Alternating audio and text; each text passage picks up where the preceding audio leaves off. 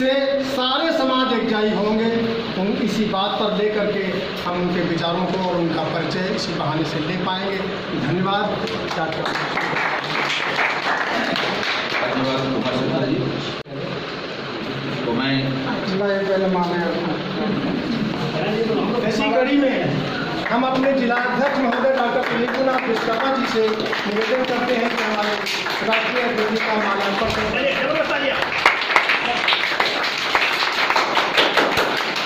सम्यक पार्टी के जिलाध्यक्ष हमारे जो है कादरी साहब आपके बीच किलौला के रहने वाले हैं, उन्होंने माल्यार्पण करके राष्ट्रीय अध्यक्ष का स्वागत किया। हमारे बीच में अभी डॉक्टर साहब के साथ जो इस हाल के या इस संस्था के प्रबंधक हैं, उनके बीच में हमारे शंभुनाथ विश्वकर्मा जी जो महोदय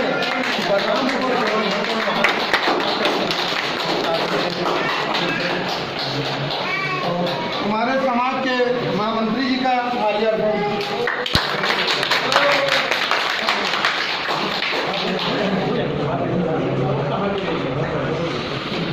हमारे वहाँ आगे बढ़ाना चाहते हैं। हम लोग राजनीतिक स्तर से इस देश में रहने वाले लोगों का सहयोग करके इस राष्ट्र को संपन्न राष्ट्र बनाना चाहते हैं। जिस दिन राजनीतिक व्यक्ति प्रदेश और देश में उनका सहयोग करें, इस देश के किसानों का भला हो जाए, इस देश के बेरोजगारों का भला हो जाए और सही ढंग से शिक्षा मिले। आज देख रहे आप सब पढ़े लिखे लोग हैं, सारे लोग पढ़े लिखे लोग हैं, लेकिन बेरोजगार होकर के घूम रहे हैं। इस देश में जो शिक्षा दी जा रही, पाखंडवाद, रूढ़िवादिता, अंधविश्वास की शिक्षा दी जा रही, डॉक्टर साहब के सामने मैं बोल रहा हूँ, क्योंकि मेरी पार्टी जातिवाद, वंशवाद, परिवारवाद से हट करके है।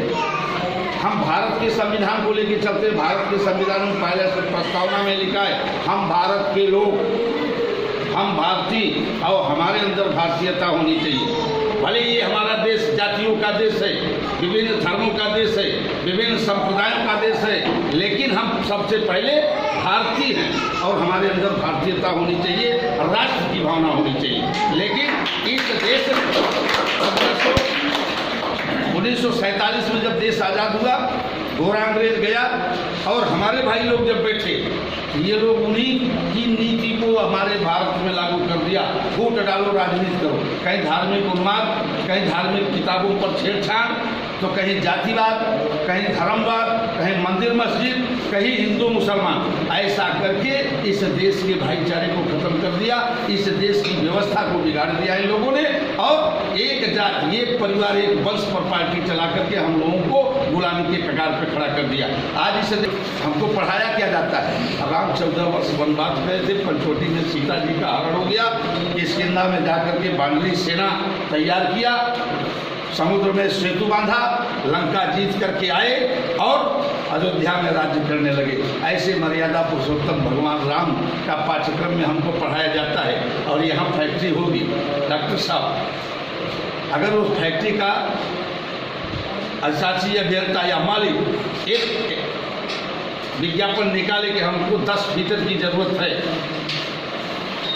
तो 10 बड़े नौजवान लोग पहुंच जाएंगे, पढ़े लिखे लोग पहुंचेंगे फीटर की परीक्षा देने के लिए, इंटरव्यू देने के लिए। और अधिशासी अभियंता पूछ ले कि 11 नंबर का रिंच कहाँ लगा है, तो क्या लिखेगा, ईरान 14 वर्ष वनवास में। अरे वो हमारी आस्था का केंद्र है, वो आस्था की किताबें हैं, वो हमारा धर्म है, हम उसको माने, भगवान राम को हम माने। लेकिन इस देश के नौजवानों को रोजगार परक शिक्षा दी गई होती तो आज हमसे छोटा देश जापान का प्रोडक्ट हमारे भारत में न होता। हमारे भारत के नौजवान ऐसे प्रोडक्ट बना करके, जैसे ये कंपनियां हम लोगों के बीच में पहुंचाने का काम कर रहे हैं, ऐसे ये नौजवान प्रोडक्ट बना करके देश को खुश। क्या होता है, हम एक प्रश्न आप लोगों के बीच में छोड़ रहे हैं, बहुत जल्दी खत्म करेंगे इसलिए कि हमको लखनऊ जाना है। बीच में फिर कभी आएंगे तो हम आप लोगों से बात करेंगे। हम लोग तो सब चाहते हैं कि ये देश खुशहाल हो, इसीलिए पार्टी हमने बनाई। PhD की डिग्री लेने के बाद अगर चाहता तो किसी न किसी डिग्री कॉलेज में प्रोफेसर बन करके अच्छी तनख्वाह लेता और बैठ जाता, लेकिन समाज सेवा कर रहा हूँ आज 32 वर्ष से। तो साथियों, हमारे देश में क्या होता है, ये प्रश्न छोड़ता हूँ। लेखपाली की परीक्षा का मान लीजिए कंपटीशन की परीक्षा आ जाए, आप सब पढ़े लिखे लोग MA BA PhD MSc पास सब लोग लाइन लगा लेते हैं कि हम लेखपाल बन जाए नौकरी की, जैसा कि साहब ने कहा। और उसमें एक प्रश्न आ जाए कि गंगा का उद्गम स्थान लिखो, क्या लिखेंगे आप? कोई हाथ उठा कर बता, शुक्ला जी आपने बता। गंगोत्री। तो हमने तो पढ़ा है आप शंकर की जटा हम काट देंगे, एक जानवर है ना भाई। हमने पढ़ा शंकर की जटा से गंगा जी निकली, किसी ने पढ़ा कि ब्रह्मा के कमंडल से निकली है, किसी ने पढ़ा कि प्रभु के पैर से प्रकट हुई गंगा जी, किसी ने रामायण में पढ़ लिया कि नहीं जानवी ऋषि के गंगा से पैदा हुई इसलिए जानवी नाम रखा गया उसका। तो एग्जामिनर काट देगा, आप लेखपाली की परीक्षा पास नहीं कर पाएंगे, फेल हो जाएंगे। इसीलिए हमारे देश के नौजवान पढ़ लिख करके भी डिग्री लेने के बाद रोड पर लफंगे का जीवन व्यतीत कर रहे हैं, अपमानित जिंदगी व्यतीत कर रहे हैं, बेइज्जत हो रहे हैं और घर से भी अपमानित किए जा रहे हैं कि पढ़ाई लिखाई किया अब तक तो कुछ नहीं मिला, न कुछ कर पा रहे हैं। इसलिए इन जातिवादी वंशवादी परिवारवादी पार्टियां जो इस देश में धार्मिक उन्माद पैदा कर रही हैं, सांप्रदायिक दंगे करा रही हैं, जो इस देश के लोगों का शोषण कर रही हैं, ऐसी पार्टियों को इस देश से भगाने का काम करें। क्योंकि यह देश लोकतांत्रिक है, यहाँ एक लोकतांत्रिक संगठन बनाइए जिससे बारी बारी से सबको मुखिया बनने का मौका मिले। क्योंकि राष्ट्रीय अध्यक्ष की कुर्सी एक है, मुख्यमंत्री की कुर्सी एक है और प्रधानमंत्री की कुर्सी एक है। एक साथ ही सब चलना चाहते हैं कि हम बैठ जाएंगे। बारी बारी से एक ऐसा समय निर्धारित हो कि हर जाति का, हर धर्म का, हर संप्रदाय का व्यक्ति उस कुर्सी पर बैठ करके इस देश की व्यवस्था को चलाए। सरकारें बनती हैं, अभी किसान की भी बात डॉक्टर साहब कर रहे थे, सरकारें बनती हैं, कहते हैं किसानों की आय दोगुनी करेंगे। 75 साल हो गया आज़ादी का, अभी तक किसी भी किसान की आय दोगुनी हुई क्यों? मैं भोपाल गया था आइसर ट्रैक्टर की कंपनी में, मैंने जब वहाँ से पूछा तो पता चला कि ट्रैक्टर आइसर बनता है कितने में? 75,000 रुपये लागत लगती है। अरे 1 लाख में दे दो, 5 बीघे का किसान उत्तर प्रदेश का खरीद लेगा और ढंग से खेती करेगा। 5,000 रुपये लागत लगती है कल्टीवेटर का, मिलता कितना? 35,000 से लेकर के 45,000 में। एक रैपर खरीदने जाओ गेहूँ काटने वाला, इस समय 12 की वो हमारे विश्वकर्मा जी बनाते हैं, उसकी लागत 7,500 होती है और बेचते कितने में है? 60,000 से लेकर 1,20,000 रुपये में। क्यों? कि इस देश की सरकार sale tax, income tax, stamp duty और GST लगा करके आपकी रीढ़ को तोड़ दिया है। और किसानों की कहते हैं हम आय दोगुनी करेंगे। कैसे किसानों की आय दोगुनी होगी जबकि 100 में 80% आदमी खेती पर निर्भर है। सबसे बढ़िया मिट्टी, उपजाऊ मिट्टी भारत की है, सबसे बढ़िया मौसम भारत का है, सबसे ज़्यादा मजदूर भारत में है, सबसे ज़्यादा किसान भारत में है। लेकिन कारण क्या है कि यहाँ का किसान 1 बीघे खेत में 3 कुंटल, 4 कुंटल, 5 कुंटल गेहूँ पैदा करता है।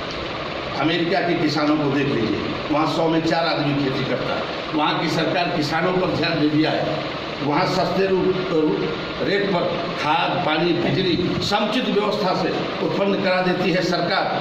खेती करने के उपकरण सस्ते रेट पे उपलब्ध करा देती है सरकार। उनके अनाज की कीमत उन्हें तय करने का अधिकार दे दिया है सरकार। और उनके अनाज को खरीदने के लिए सरकारी नुमाइंदा उनके घर पे जाता है और अनाज को खरीद कर के लाता है। और 1 बीघे खेत में तब वहाँ का किसान 16 कुंटल गेहूँ पैदा करता है और वहाँ का गेहूँ तमाम गरीब देशों में फ्री में भेजा जाता है। जब कोई देश उसका गेहूँ नहीं लेता तो समुद्र में छल्ली लगा करके रख करके उससे ऊर्जा उत्पन्न करता है और वो बिजली फिर किसानों को उपलब्ध कराता है। तब वहाँ का किसान खुशहाल है, वह राष्ट्र खुशहाल है। आज विश्व का सबसे धनी देश है। चौधरी चरण सिंह ने कहा कि इस देश की खुशहाली का रास्ता खेत और खलिहान से होकर के जाता है। किसानों को अगर खुशहाल करना है तो ऐसी सरकार लाइए, ऐसी पार्टी को वोट दीजिए और नहीं तो नोटा पर बटन दबाइए। जिस विधानसभा से, जिस जिले से सबसे ज़्यादा नोटा पर बटन दबेगा उस दिन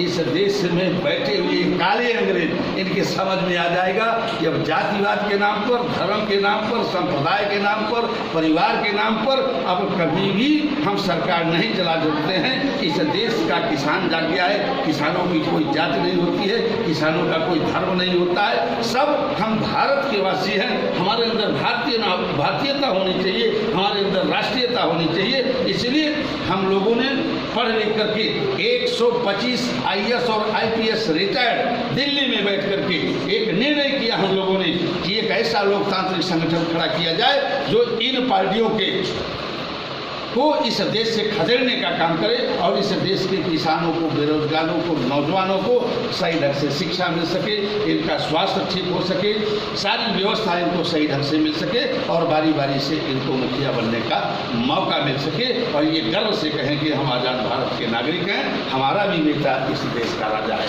इस तरह से हम लोगों ने इस संगठन को बनाया। ये किताब अभी आप लोग उपलब्ध करवा देते हैं, पढ़ लीजिएगा। अब हमारे डॉक्टर साहब की सारी